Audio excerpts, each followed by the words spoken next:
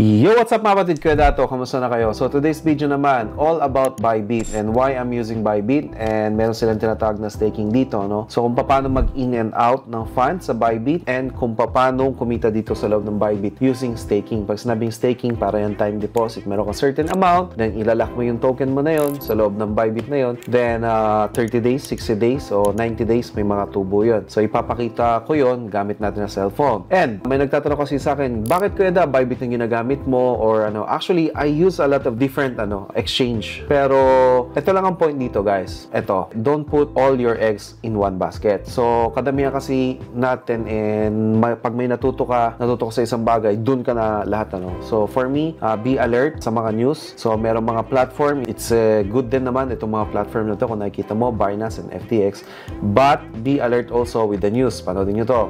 Largest crypto exchange, CZ, the CEO, Changpeng Zhao, is expected to plead guilty to violating criminal U.S. anti-money laundering laws. Again, Journal here citing sources, it preserves the company's... So, news to sa America. Word that Sam Bankman-Fried has been found guilty of the charges. We cannot confirm how many charges he has been found guilty yet of. There were... Okay, so yun. Babalik tayo dito sa ganito. Don't put all your eggs in one basket.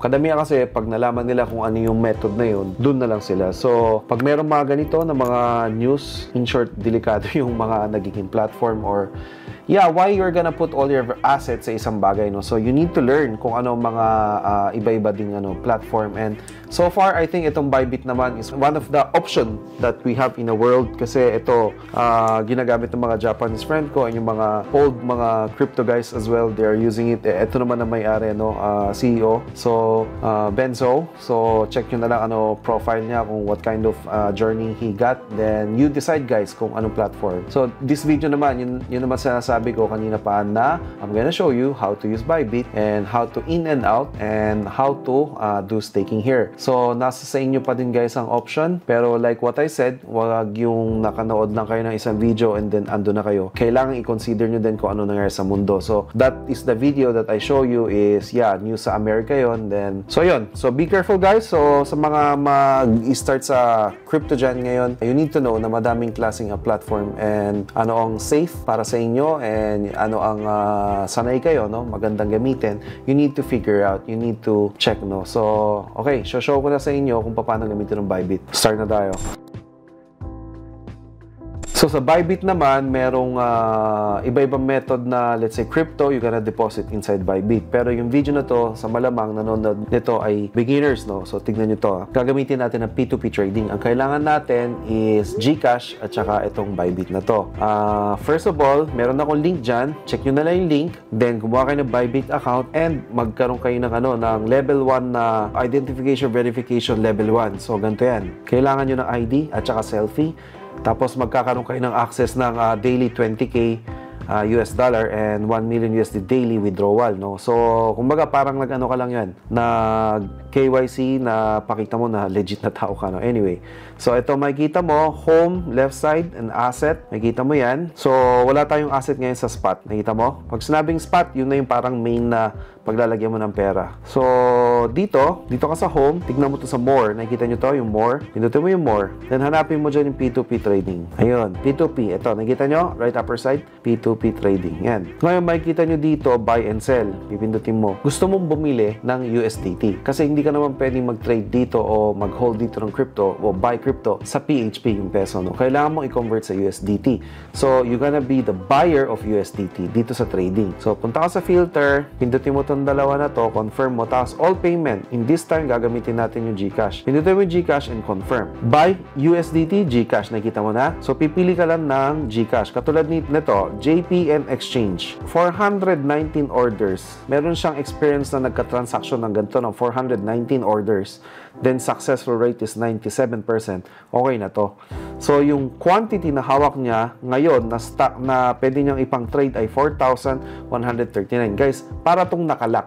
So, etong tao na to, JP Exchange na to, nakalock yung worth 4,139 USDT niya na ang limit niya ng transaction is 1,000. So, ibig sabihin nito, nakalock na yung funds niya. So, walang scam dito, no? So, subukan natin to. Pag sinend natin yung GCash natin na worth 1,000, kasi this time for the video, gagawa tayong 1,000, no? Then, pagka kuha natin to 1,000 na to, pagka send na, i-release niya na USDT worth of 1,000. So, let's do this. Buy. Pinindot ko yung buy. In-code mo lang yung amount ng 1,000, then buy, no? Double check natin, information, pag buy, pindutin natin yung buy, toing. Okay, next step daw, pay now. Contact seller, tsaka done, pay now. Okay, so, pay now. Pag pay now, next step, nakasulat naman, pay completed. Nakita mo yung number niya?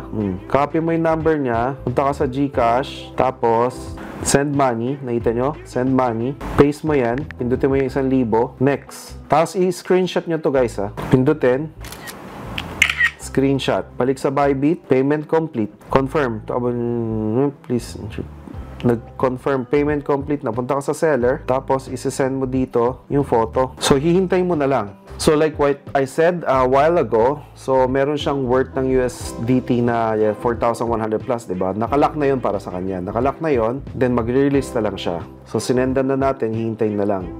Tada! Okay, nakita mo na guys. Nag-release na yung tao na to ng worth 1,000 pesos. No? Go back. So, makikita mo yung asset dito na meron ka na ng funds na natin sa asset. So, meron ka sa funding worth 1,000 na yun, no? So, ita-transfer mo. Transfer from funding papunta dito sa spot account mo. Kung nakikita nyo to. Yan. Tapos, max mo na lang. So, ito yung worth na 1,000. So, nakita nyo na guys. Nagkaroon na tayo dito sa asset. Pindutin mo yung spot. So, meron ka ng worth USDT of 17.62 USDT. So, pag meron ka na sa spot, i-search na lang dito. Kunyari, BTC. Hanapin nyo yung BTC USDT. So, pwede ka na dito magpindot na buy and sell. Then, i-max mo na lang kung how many ang gusto mong i-trade or i-hold. So, importante andito sa spot. Ito naman, kung mag-out ka naman, vice versa lang ang gagawin natin. So, di ba kanina, from fund to spot, ngayon baliktad. Spot to fund. Okay? I-choose nyo lang yun, USDT. Then, pindutin mo yung max. From spot, mapapadala mo na to sa funding. So, sa funding, makikita mo naman ngayon. And, pag napadala mo na sa funding, doon mo naman pipindutin ulit yung P2P trading. Dito tayo sa more, hanapin yung P2P trading. Tapos, sell na ang pipindutin nyo. Kasi, gusto nyo nang ibenta yung USDT para mapadala dun sa GCash nyo. So, yung filter, pindutin yung dalawa. And, syempre, sa payment, pindutin mo din GCash. Ganyan. Pag napindot mo na, hanapin mo naman dito yung magandang may orders. Yung may orders na 1,000 plus at saka yung accuracy ng trading niya 99%. So, itong isa, piliin natin. Quantity, limits, tignan nyo din. And GCash, yung payment niya, tignan nyo din. Then, pindutin nyo dito, USDT, all. Then, yung payment method, GCash tayo, pindutin yung mga ganon. Para hindi Paymaya, hindi bank, kumbaga GCash lang, para sure kayo doon. Then, gano'n lang gagawin nyo. Kung ano yung pinakita ko kanina, baliktad lang. Then, pag nag-deposit na sila sa GCash mo, then, doon mo na i-release. Ganun lang siya kadali, guys.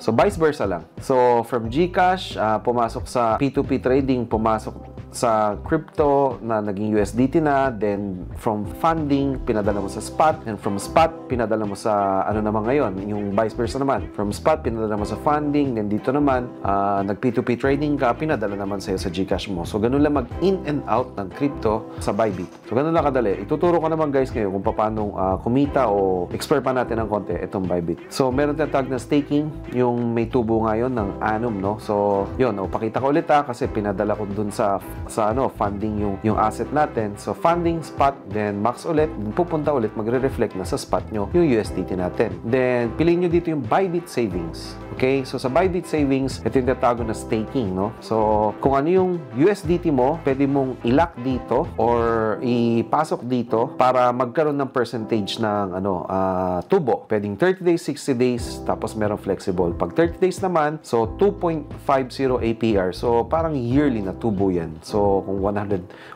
USDT, edi after a year, magiging 102.5 USDT. So, ganun. Per 30 days lang ang nakalak niyan.